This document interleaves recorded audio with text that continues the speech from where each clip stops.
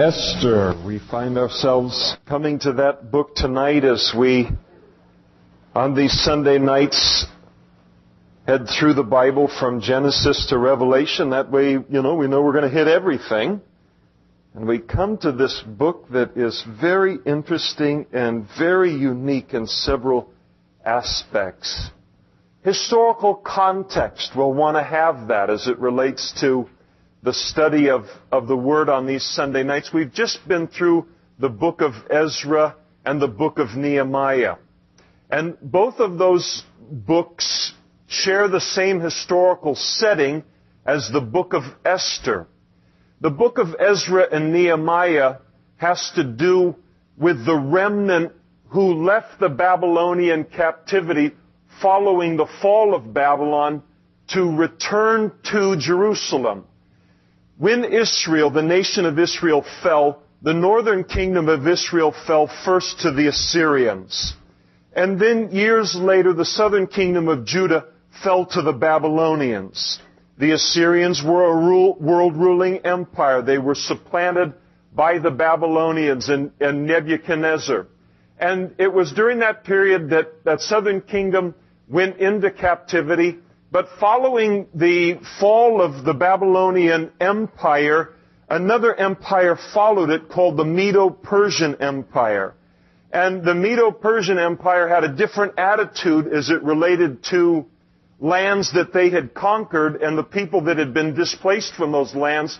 They allowed people to return back to their homelands. They felt that that was the best way to maintain a rule over a people. Capture their heart. Be good to them, be friendly to them, and they won't rebel against you. So, when the rulers of the Medo-Persian Empire allowed the children of Israel to go back into Jerusalem, back to Judah, some of them did. And Ezra and Nehemiah is the account of those who returned to Jerusalem. The book of Esther is the account of the Jews who refused to go back to Jerusalem. They decided, we will stay here in Babylon. We will not go back to the land from which we've been taken. And so Esther deals with that same period, but those Jews that stayed in the captivity there, or stayed in what was formerly the Babylonian Empire, but now the Medo-Persian Empire. The account of the book of Esther, for those of you who take notes and put these things in your Bible, the account of the entire book, which really covers about 10 years, fits exactly in between chapters 6 and 7 of the book of Ezra. The book of Esther is one of the things that is so fascinating about it. It is one of only 2 books in the entire Bible in which the name of God is not used. It shares that distinction with the book of Song of Solomon. There's all manner of speculation as to why the name of God is not used in, the book of Esther. One of the reasons that some feel that God didn't associate His name with the book was, though He authored it, absolutely, but the reason His name isn't there right on the surface is that the Jews, when the doors were open for them to return back to Jerusalem, that they should have en masse, not just 50,000 with Zerubbabel and, a few thousand with Ezra, but they should have flocked out of that Persian Empire and returned en masse to the land of promise that God had promised to them. Now the door was opening up. And because they failed to do that, the reason that they failed to do it is they had become comfortable in that Babylonian Empire and also comfortable in the Persian Empire. They had become successful. Their businesses were relatively successful. And so why go back to Jerusalem, where it's going to be hot, it's going to be sweaty, they're going to be involved in construction. Those of you who are involved in construction in the Central Valley in the summertime, you get a sense for this. The heat of it, They're going to go and they're going to build a temple there, and then Nehemiah goes over and he's going to build a wall. It was going to be rough, hard work. And so they looked at it and they said, no, we're not really interested in that. We know we should go. We know that that's probably what God would have us to do, but we're not going to head in that direction. And it's much easier to live this life that we're living here in the kingdom that we've been carried away to. And what God is going to teach His people through the book of Esther is, yes, there were trials to be found in Jerusalem. There are always trials to be found in obeying the will of God. It's not easy. We're not home yet. We're behind enemy lines. And so it's going to be difficult. But there is something more difficult than obeying God, and that is to disobey Him and to ignore His call upon my life, or His call upon the life of those people. It was going to take the children of Israel 4 months to travel from Shushan, from that Persian capital, to Jerusalem, and then under Nehemiah it would take them 52 days to build the wall. So we're looking at slightly less than 6 months. You say, I don't want 6 months of trial like that. It's not worth it to me. And so what is God going to allow? He's going to allow in this Persian kingdom for the Jews to go through a trial that's going to last an entire year, where they fear for their lives. In other words, again, the lesson for us, so often when God reveals His will or He calls us out to do something, looks like nothing could be harder. Yes, there is something harder, and that's not doing what He calls us to do. And so God delivered them out of the problem that they come into in the book of Esther. Yes, we are getting to the book of Esther in just a minute, but He delivers them out of the difficulty in His grace, but He doesn't allow His name to be used in the book. So they feel like God's saying, listen, my grace is there and all those things, but I'm not going to associate my name with what looks like a mixed multitude. Well, that may or may not be. It has a great lesson to it and all. But I think that there's another theme as it relates to Esther, and the best theme for the book of Esther and the best explanation for the fact that God's name isn't used is that it's not used by design. And He's making a point there. And the point that He's making is that sometimes He's hidden, but He's always present. Always present. Among His people, sometimes He seems like He is hidden, but He is always present. There's so many times in our life where, He's out of our sight, and we then assume that we're out of His sight. But the lesson of Esther is that though He may be out of our sight at times, we are never out of His sight. He is always working, always working. There are no accidents. There are no coincidences.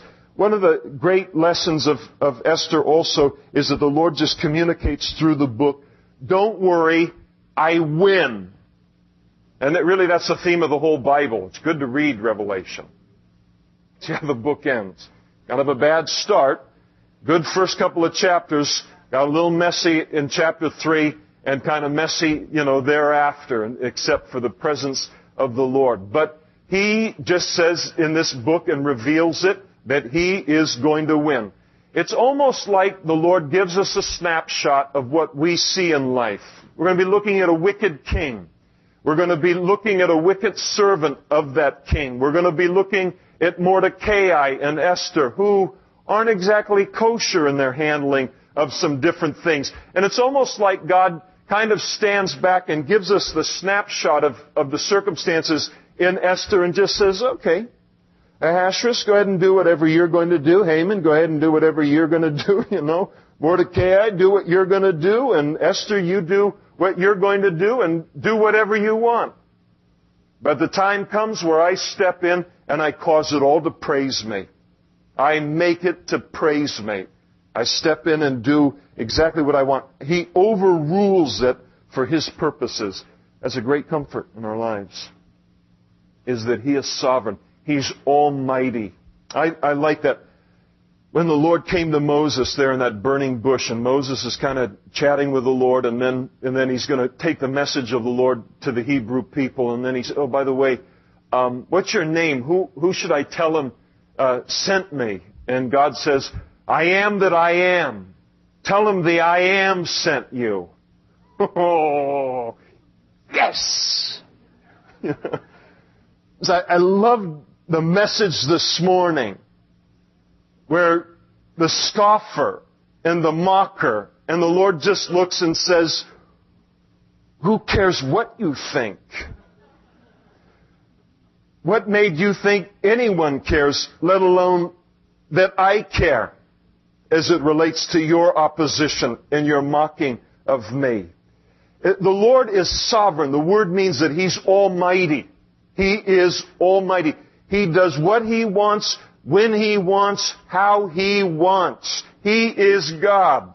And He's not some low-fat version of God or some reduced-calorie God. He is God. That's what He is that. Now, the fact of the matter is the sovereignty of God would scare every one of us to death if we didn't understand that in Christ Jesus, He has committed to using His sovereignty for our good.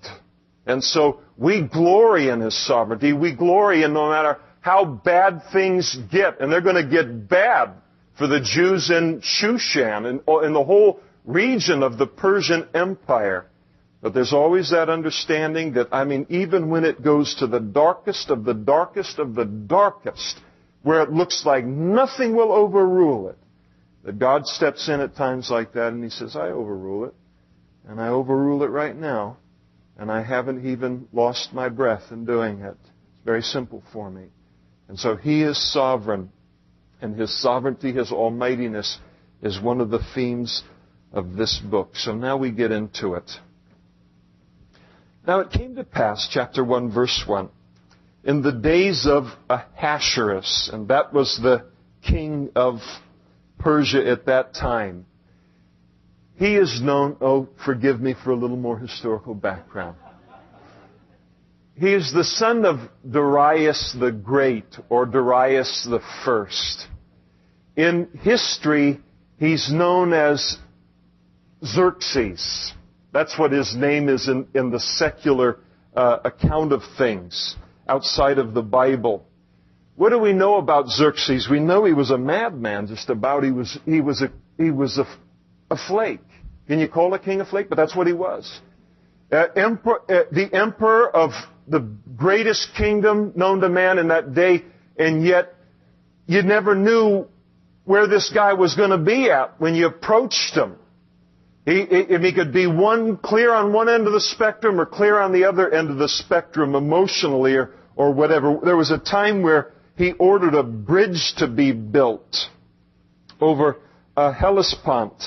And then when the bridge was built, a storm came in and blew the bridge down. And he was so furious that the bridge had been blown down that he sent his soldiers out to scourge the sea with 50 lashes. And then he threw these shackles, these, glorified handcuffs out into the ocean in order to shackle, as if that would do that, the storm and the sea. And then he took the builders of that bridge and he beheaded every one of them. It was dangerous to work for him. Government work. Today we like it. It was a little rougher back then. He had a friend who was one of his allies, and he came to Ahasuerus and asked him to join him in a battle. And he put forth an enormous sum of money to Ahasuerus in order to fund the battle. And Ahasuerus' heart was so touched that he would be willing to pay for, the battle, for the war, that he sent all of the money back and waged the battle, foot the bill for the Persian army himself. And then it wasn't very long after that, in heading out to another battle, that same man had one more son left to carry on his name. And he sent a message to Ahasuerus, and he said, listen, I've only got one more son to carry my name, to follow me. Would you release him from military duty with you? And Ahasuerus was so offended by it that he cut the man's son in two right in front of him, and then made the man go to war with him. And Ahasuerus was at the front of the army. The army was between him and this other man, and then forced him to go into battle. Flaky like that. And we're going to see in the account that's the kind of a guy that he was. And so weird. He had all of these resources, the whole world at his feet really to use, and yet just in terms of emotional stability, he just didn't have it. And so it came to pass in the days of Ahasuerus, this was the Ahasuerus who reigned from India to Ethiopia over 127 provinces. That's a pretty big area, from India to Ethiopia to reign. And I mean, he had a lot of power and he had a lot of wealth. And in those days, when King Ahasuerus sat on the throne of his kingdom, which was in Shushan, the citadel, that in the 3rd year of his reign he made a feast for all of his officials and servants, the powers of Persia and Media, the nobles and the princes of the provinces being before him. And so he has just historically defeated the Egyptians. He's kind of feeling his Wheaties. He's feeling like he's invincible. And now he wants to go against the Greeks, wants to wipe out the Greeks. So he brings his rulers together. But he's not going to bring them together for a potluck. That's not the way you win friends and influence people. He calls for this huge banquet so that they'll come in and just be in awe at all of the gold and all of the, alcohol and all of the riches and all of the beauty. And then when he says, by the way, let's go ahead and take on the Greeks, that there'll be no spirit left in them to oppose him, even if the plan, was nutty. And so all of this was by design to convince them to follow after him in the conquering of the Greeks. Notice in verse 4, so they came when he showed the riches of his glorious kingdom and the splendor of his excellent majesty for many days, 180 days in all. That's how long it took him to show his rulers his wealth. Now, they probably didn't all come in at once. They probably came in teams, because he's not going to take for 6 months all of his chief people out of the field. That would leave you vulnerable. But he brought them in, took them 6 months to show them the greatness of his wealth. Now, I can show you the greatness of my wealth in about 90 seconds. Can you imagine the kind of wealth that it takes 6 months to show the people that? Now, the fascinating thing is, if we really get in awe of something like that, you just think, wow, that is amazing, until we find out what the Lord says about his wealth in Ephesians 2. He says, and you, speaking of us as Christians, he made alive who were dead in trespasses and sins, in which you once walked according to the course of this world, according to the prince of the power of the air, the spirit who now works in the sons of disobedience, among whom also we all once conducted ourselves in the lusts of the flesh, fulfilling the desires of the flesh and of the mind, and were by nature children of wrath, just as the others.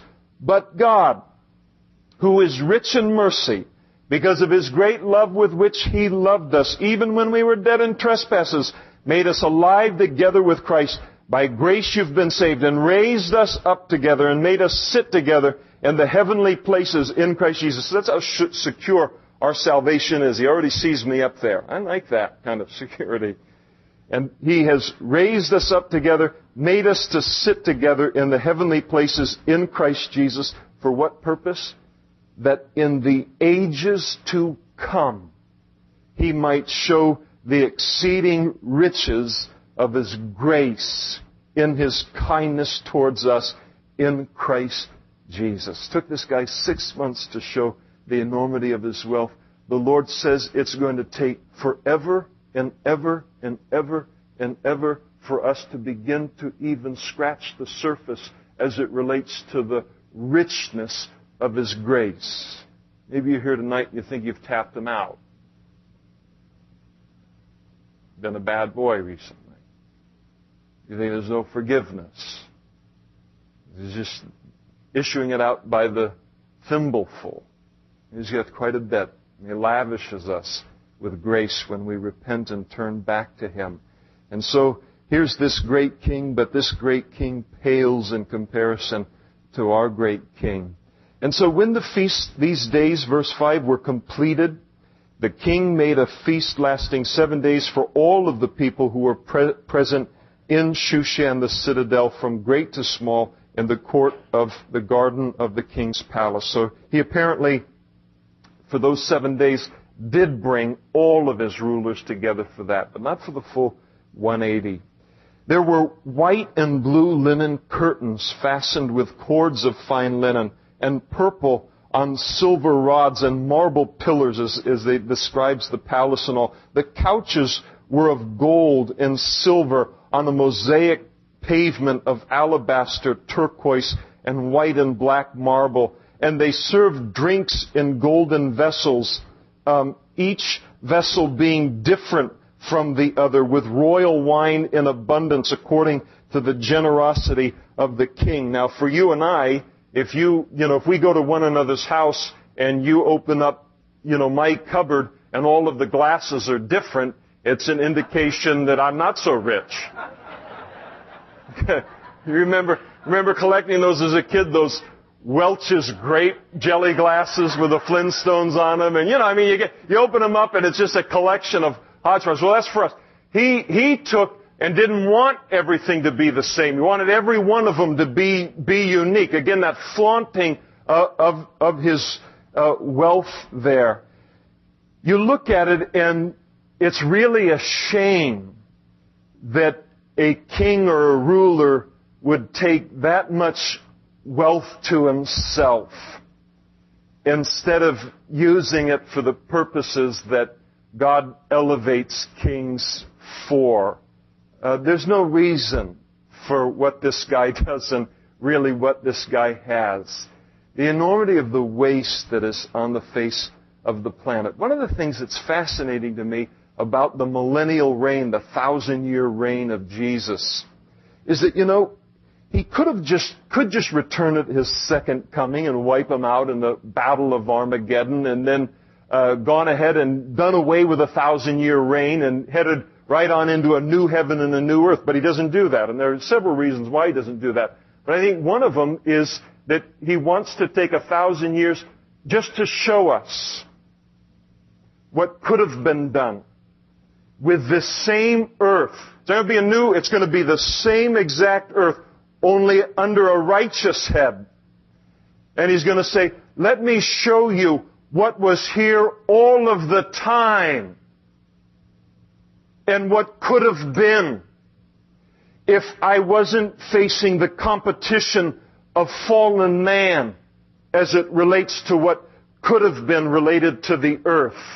And it's going to be astounding. Another testimony of the fact that man is not innately good. Again, the sinful nature of man. And so tragic here.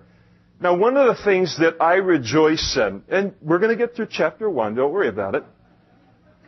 Just a bunch of stuff I want to say right here at the beginning, and then I'm going to speed read you out through the end. We'll probably finish the Old Testament tonight.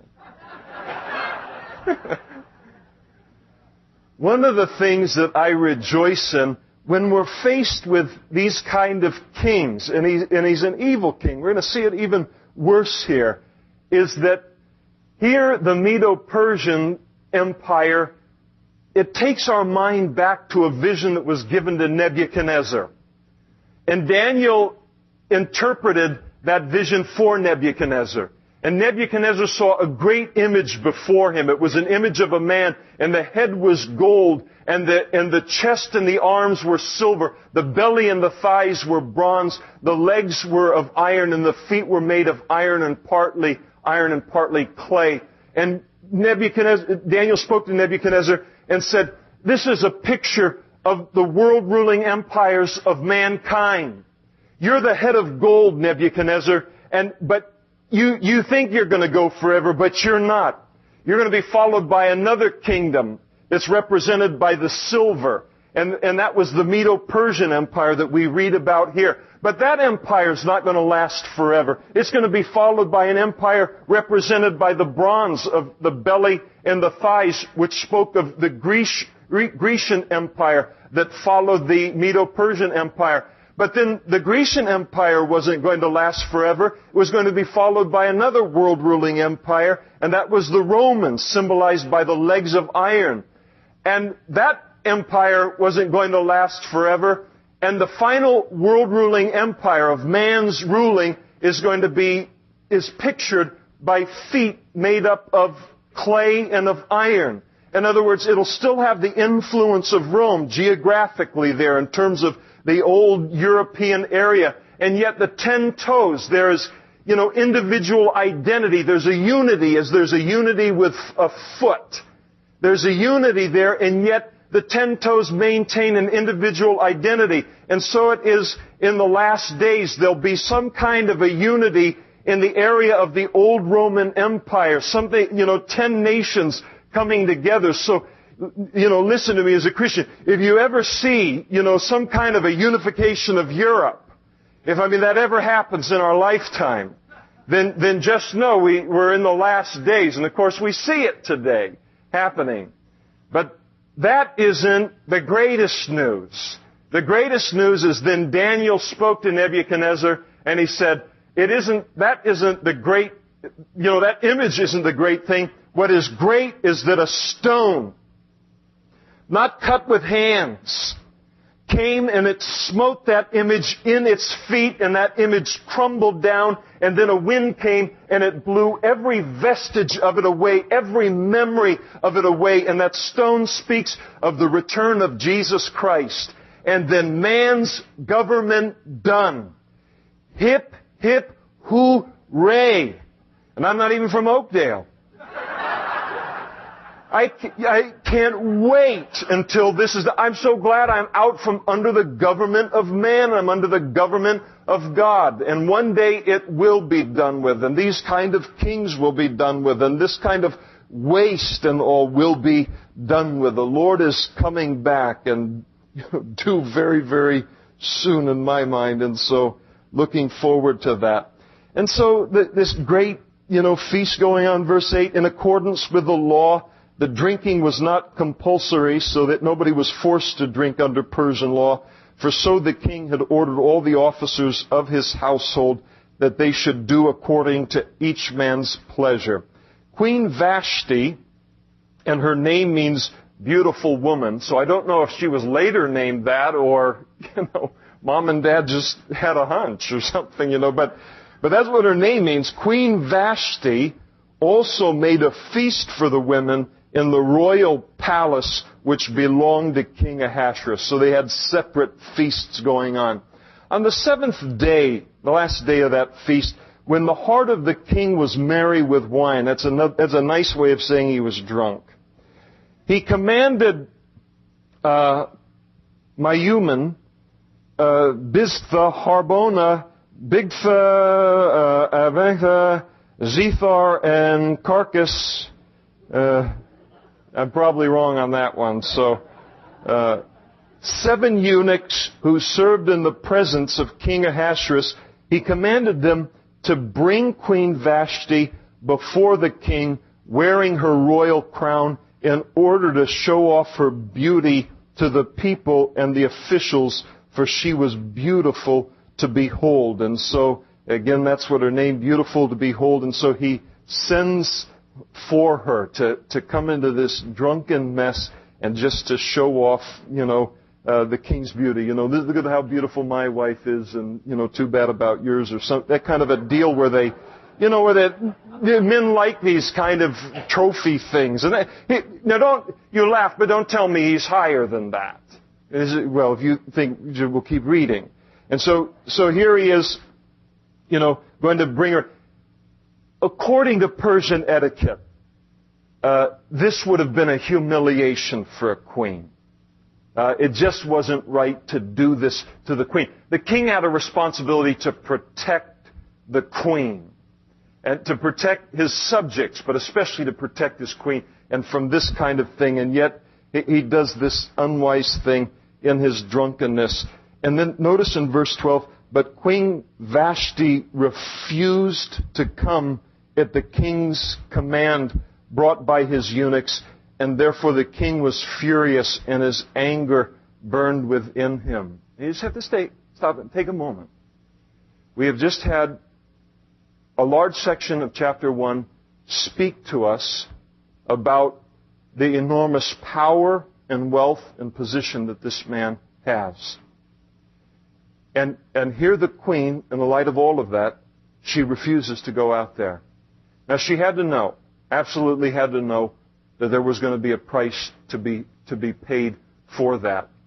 It's going to make him look really bad because he's trying to gain support from all of these other officials to go out and fight against the Greeks.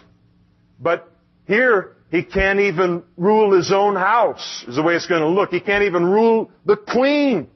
And how's he going to take Greece? And so it looks really, bad for him. We don't really know why Queen Vashti declined or refused in this instance, but it is possible that she was pregnant with Xerxes' son, who was Artaxerxes, who would then follow his father and give Nehemiah the permission to go and rebuild the wall. And so she might have been pregnant and said, I'm not going to go out into that, that humiliation. But she refuses, and it's a very, very dangerous situation in what she does, and he is not only furious, but his anger burned within him. And so what did he do? The king said to the wise men who understood the times, for this was the king's manner toward all who knew law and justice. One of the characteristics of Ahasuerus was he had a core group of rulers that he listened to, and they kind of could talk him into a lot of different things. When you have, this kind of passion back and forth, you can be talked into a lot of different things. So he calls in his counselors here to find out what needs to be done, those who were closest to him, and they're listed there in verse 14. 7 princes of Persia and Media, who had access to the king's presence and who ranked highest in the kingdom. And he said, what shall we do to Queen Vashti? Here's a man who, of course, because of his pride, he won't admit that he was wrong. He won't admit, what he ought to do is look at it and say, I am one of the stupidest men in history. What in the world am I doing here? I deserved what I got. I asked for folly and I got folly. But he's not going to do that. He's going to try and save face here. So what do we do with Queen Vashti according to the law? Because she did not obey the command of King Ahasuerus brought to her by the eunuchs. And Mayuman answered before the king and the princes, Queen Vashti has not only wronged the king, but also all the princes and all the people who are in the provinces of King Ahasuerus. This could get around. We're all in trouble. For the queen's behavior will become known to all women. There does seem to be a pipeline, and I don't mean that derogatorily, but among men and women, when whoever gets a hero, the word is out fast. So you can be sure that this spread very, very quickly, that Queen Vashti had done this. And so it's going to become known to all of the women so that they will despise their husbands in their eyes. Well, only if they do something as dumb as Ahasuerus. So they're broad brushing here. When they report, King Ahasuerus commanded Queen Vashti to be brought in before him, but she did not come. This very day, the noble ladies of Persia and Media will say to all the king's officials that they have heard of the behavior of the queen, and thus there will be excessive contempt and wrath, not the normal level.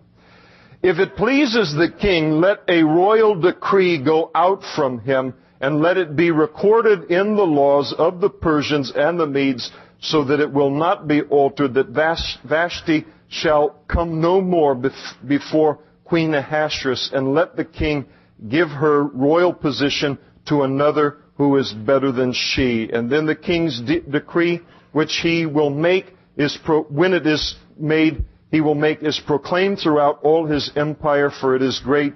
All wives will honor their husbands, both great and small. Best way to gain honor is to be honorable.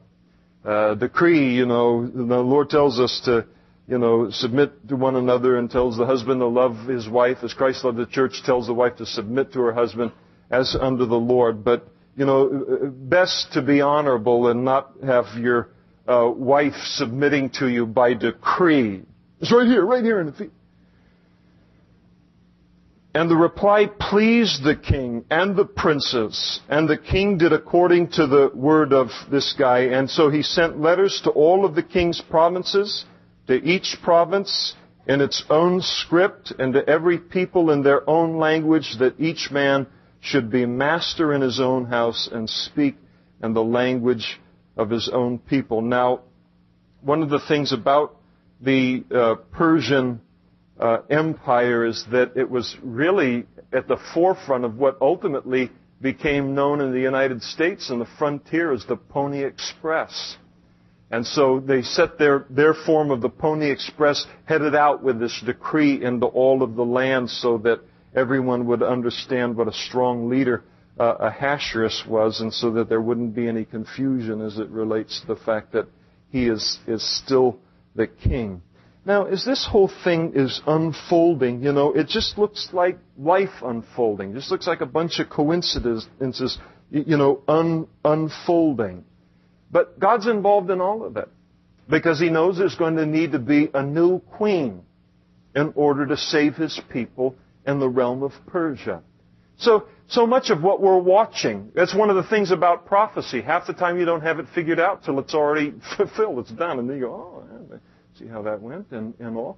And so here is this thing where life is just unfolding, and yet God is working mightily in it. No coincidences, no accidents in any of it. Now, between chapter 1 and chapter 2, there's a period of 4 years that pass, that the passage is silent related to it, where Ahasuerus does attempt to defeat the Greeks, and he is defeated disastrously. He's defeated in a great, great way. And so he comes back defeated, and we pick it up in that context in chapter 2. Now, after these things, when the wrath of King Ahasuerus subsided, he remembered Vashti, what she had done, and what had been decreed against her. And then the king's servants who attended him said, probably noticing his loneliness, no queen, let beautiful young virgins be sought for the king, and let the king appoint officers in all the provinces of his kingdom, that they may gather all the beautiful young virgins to Shushan the citadel, into the women's quarters, under the custody of, let's see, I even looked this one up. Hegig, which is what, Hegai, the king's eunuch, custodian of the women, and let beauty preparations be given them. And then let the young woman who pleases the king be queen instead of Vashti. And this thing pleased the king, and he did so. And so now the search goes out now for young virgins to be gathered, to find one that will be pleasing to the king, to be the next queen. Now in Shushan the citadel there was a certain Jew whose name was Mordecai. And he was the son of Jair, son of Shimei, the son of Kish, a Benjamite. Kish had been carried away from Jerusalem with the captives who had been captured with Jeconiah, the king of Judah, whom Nebuchadnezzar, the king of Babylon, had carried away. And Mordecai had brought up Hadassah, that is Esther, and Esther's name means star, his uncle's daughter, so they were cousins. He brought her up, for she had neither father nor mother. The young woman was lovely and beautiful. When her father and mother died, Mordecai took her as his own daughter. And so it was when the king's command and decree were heard, and when many young women were gathered at Shushan the citadel under the custody of this guy, that Esther also was taken to the king's palace into the care of this man, the custodian of the women. He was in charge of the harem. I have often thought in this pop culture that we live in, where, only the most beautiful of beautiful people make it on the face of these magazines and in these TV things and movies and all of this kind of stuff. And they just had the Hemingway, one of the Hemingway girls there that had become so famous as a model at just 17 or 19 years of age, and then they ended up finding her dead in her apartment, and her whole life was just a tragedy, just a tragedy. And sometimes, where this is what's always elevated, and you see so many casualties as a result of it, you just have to think that for those people who are born and they grow into extraordinary beauty, that it must become a curse at some point in life. And it did for these women, because the life of being a part of a king's harem was a very lonely life, very comfortable life. You're taken care of, but you might only see him one time the entirety of your life. Just miserable. And I can't help but think as I read this passage that many of these young maidens that were being brought in cursed their beauty because it had made them attractive to an Ahasuerus.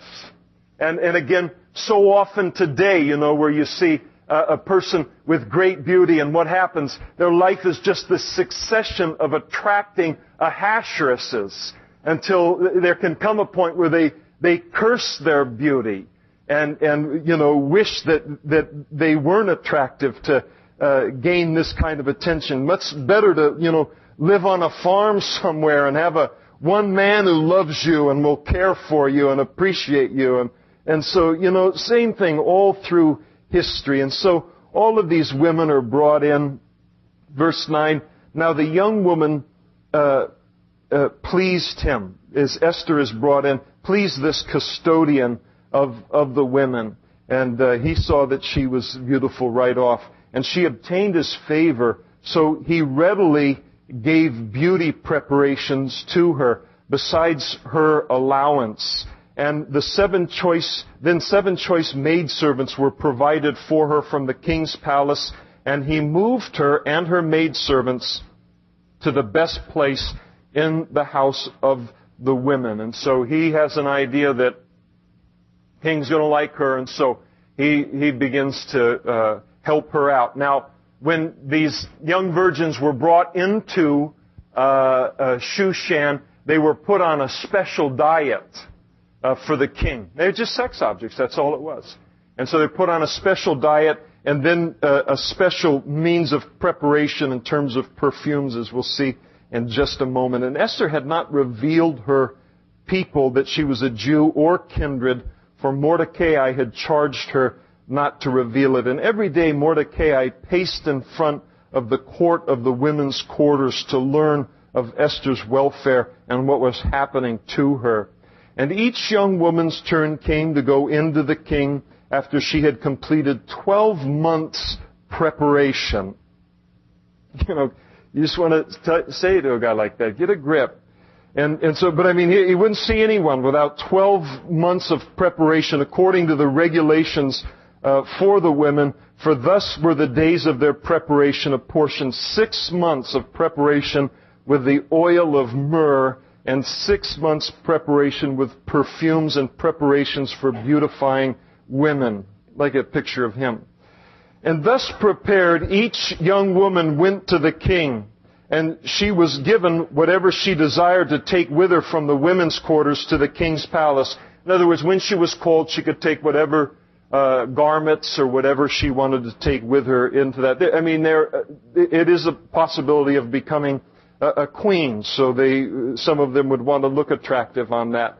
And in the evening she went, and in the morning she would return to the second house of the woman, to the custody of Sheeshgaz, the king's eunuch who kept the concubines. And she would not then go into the king again unless the king delighted in her and called for her by name.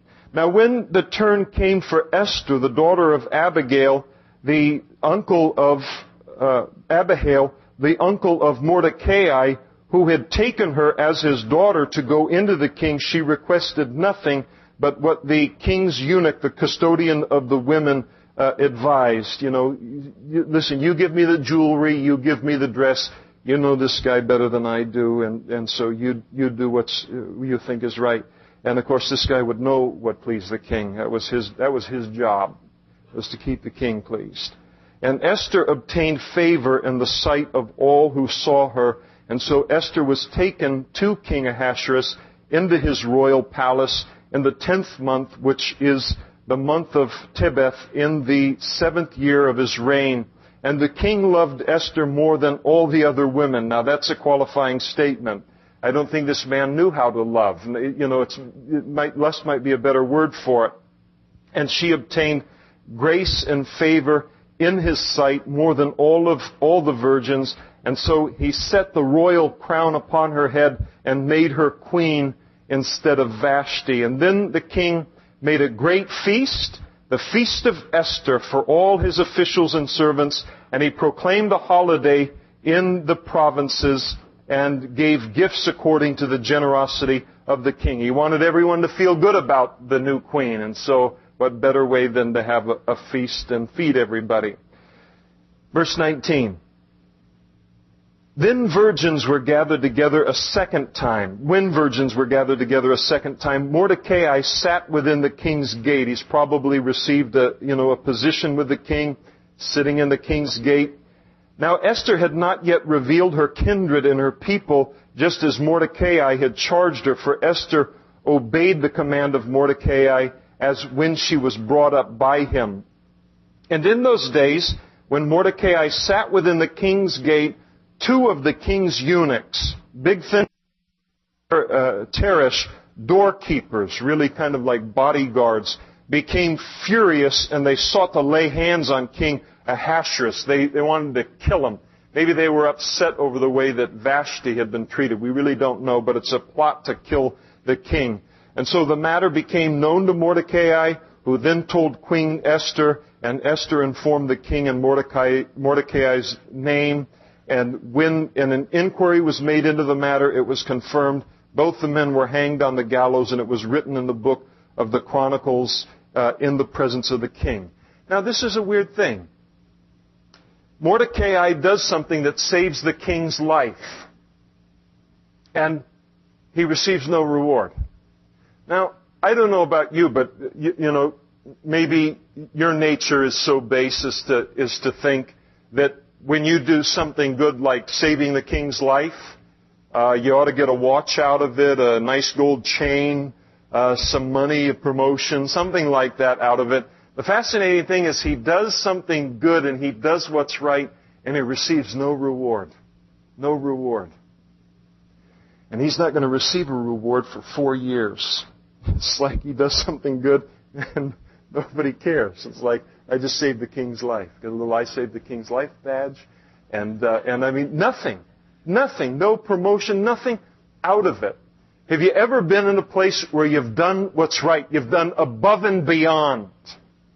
And then in doing it thought, this is going to, wow, what this is going to turn into for me. Woo-hoo-hoo! I mean, can't wait. And then nothing.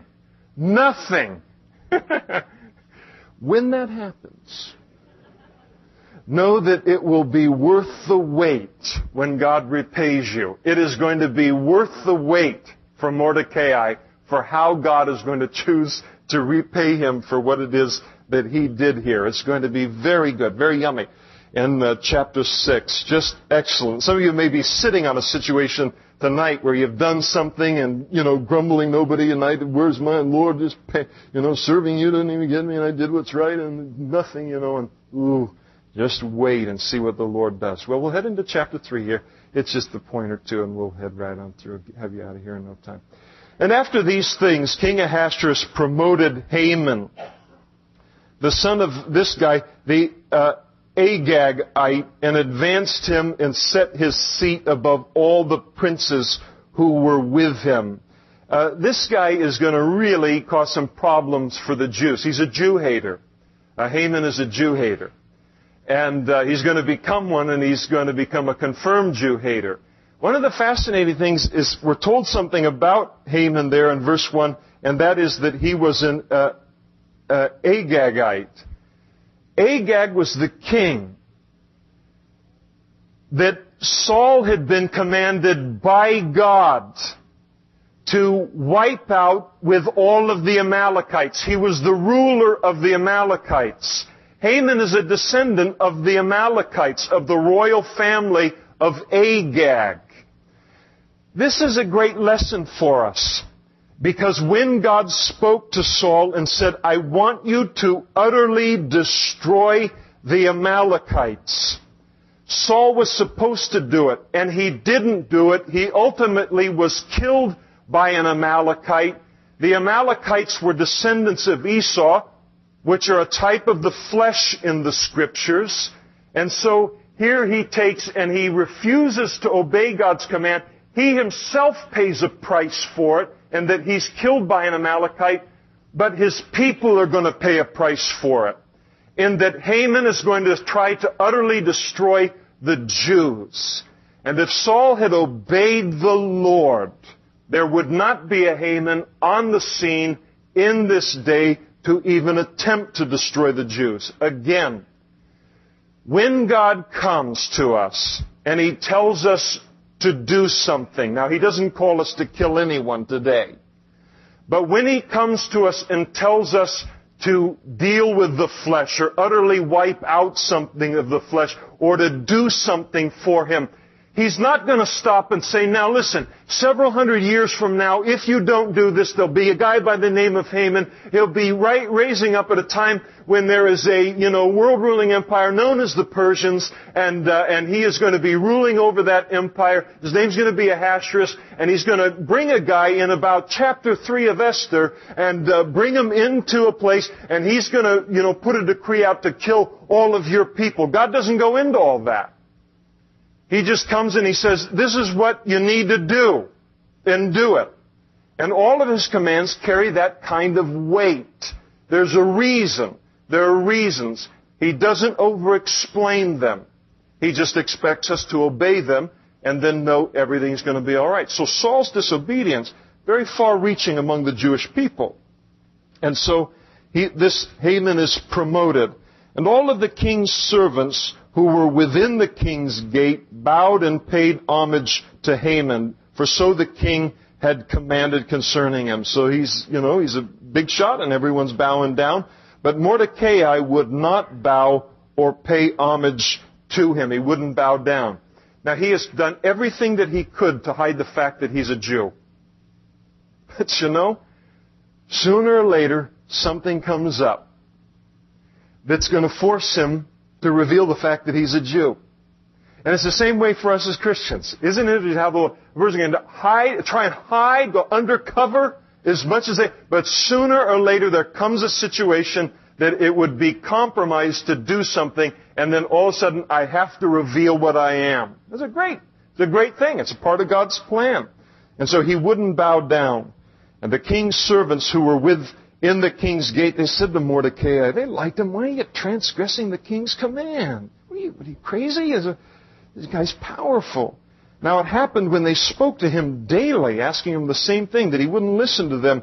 And they told it to Haman to see whether Mordecai's words would stand, for Mordecai had told them that he was a Jew. And then when Haman saw that Mordecai did not bow or pay him homage, Haman was filled with wrath, but he disdained to lay hands on Mordecai alone. He said, all right, I could kill this guy. But no, he's got bigger dreams than that.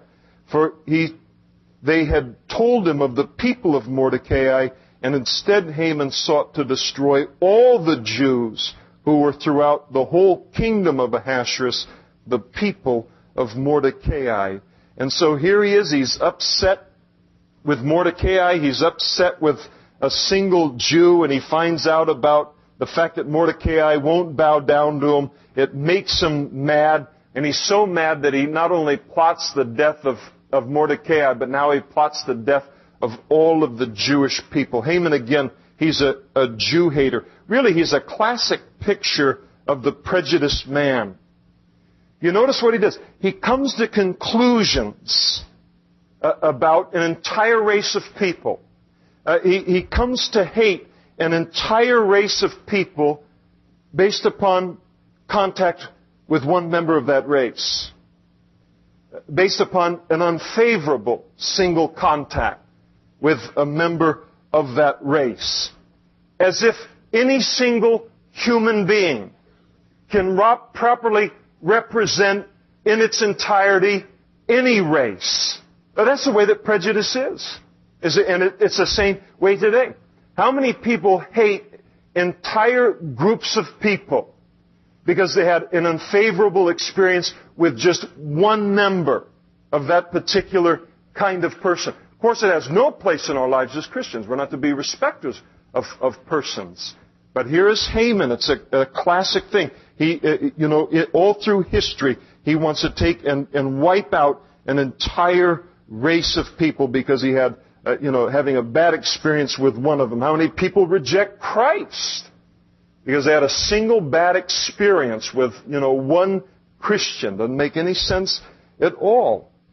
And so his heart is completely wrong in all of this. And in the first month, verse 7, which is the month of Nisan, in the 12th year of King Ahasuerus, they cast pur, which means lot, that is the lot, before Haman to determine the day and the month until it fell on the 12th month, which is the month of Adar. And so Haman is a man who worships the stars, he worships the false gods.